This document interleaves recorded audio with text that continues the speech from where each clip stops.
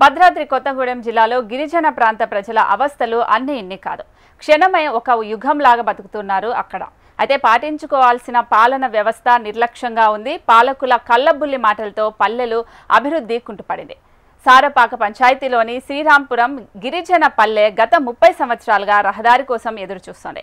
అక్కడి గిరిజన విద్యార్థులు వర్షాకాలం వస్తే పరిస్థితి అగమ్య గోచరంగా మారిందని ఆవేదన వ్యక్తం చేస్తున్నారు. ఇక గ్రామంలో ఎవరికైనా జబ్బు చేస్తే డోలు కట్టుకుని తీసుకొని వెళ్లాల్సిన పరిస్థితి ఏర్పడుతుందని, వర్షాకాలంలో అనారోగ్య సమస్యలు వస్తే హాస్పిటల్కి వెళ్లాలన్నా సరే దారి లేక నానా అవస్థలు పడుతున్నామని గ్రామస్తులు ఆవేదన వ్యక్తం చేస్తున్నారు.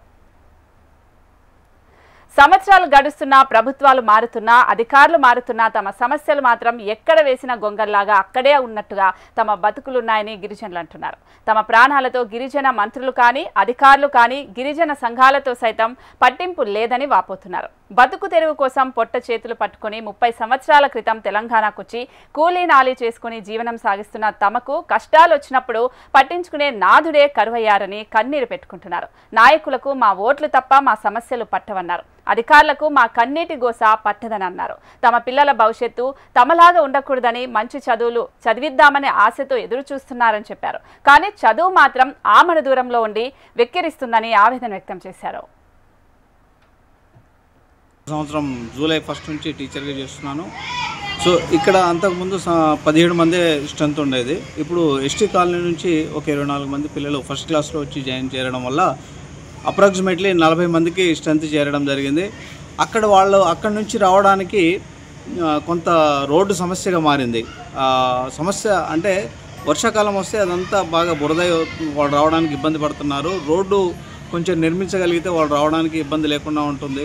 సో ఇక్కడ నుంచి అక్కడికి దాదాపు 1 కిలోమీటర్ పైనే ఉంది కాబట్టి వాళ్ళకి గవర్నమెంట్ తరఫున రోడ్ ట్రాన్స్పోర్ట్ అక్విడెన్స్ ప్రొవైడ్ చేయబడుతుంది. సో రోడ్డు నిర్మితమైతే వాళ్ళకి విద్య అనేది సులభం అవుతుందని అనుకుంటున్నాను.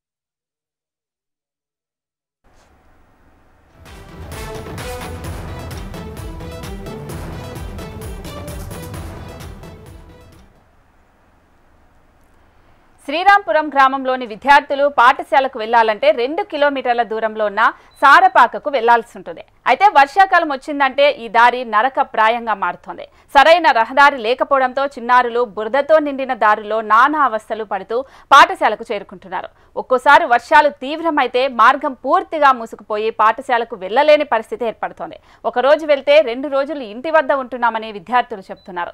తమ పిల్లల భవిష్యత్ కోసం రహదారిని తక్షణమే ఏర్పాటు చేసి విద్యార్థుల కష్టాలను తీర్చాలని వారు ప్రభుత్వాన్ని వేడుకుంటున్నారు. సంబంధిత అధికారులు ఈ సమస్యపై దృష్టి సారించి శ్రీరాంపురం గ్రామానికి మెరుగైన రహదారిని నిర్మించాలని గిరిజనులు కోరుతున్నారు. రోజుకి పిల్లగాళ్ళకి 3వ తరగతి పిల్లగాళ్ళు ఉన్నారు. కూలీకి తీసుకొని పోవాలి శ్రీరాంపురం. కానీ బురదలో రోజు పోవాలన్నా రోజు రావాలన్నా ఇబ్బంది అవుతుంది. గవర్నమెంట్ వాళ్ళు రోడ్డు పోపించినా కానీ మంచిగా ఉండేది. ఆటో తిరిగేది కానీ ఏం తిరగాలన్నా కానీ ఇబ్బంది. పిల్లగాళ్ళు రోజు తీసుకొని రావాలంటే ఇబ్బంది అవుతుంది. సుమారు మా ఊర్లో 67 కుటుంబాలు ఉన్నాయి. పిల్లలు వచ్చి 70 మంది దాకా పిల్లలు ఉన్నారు.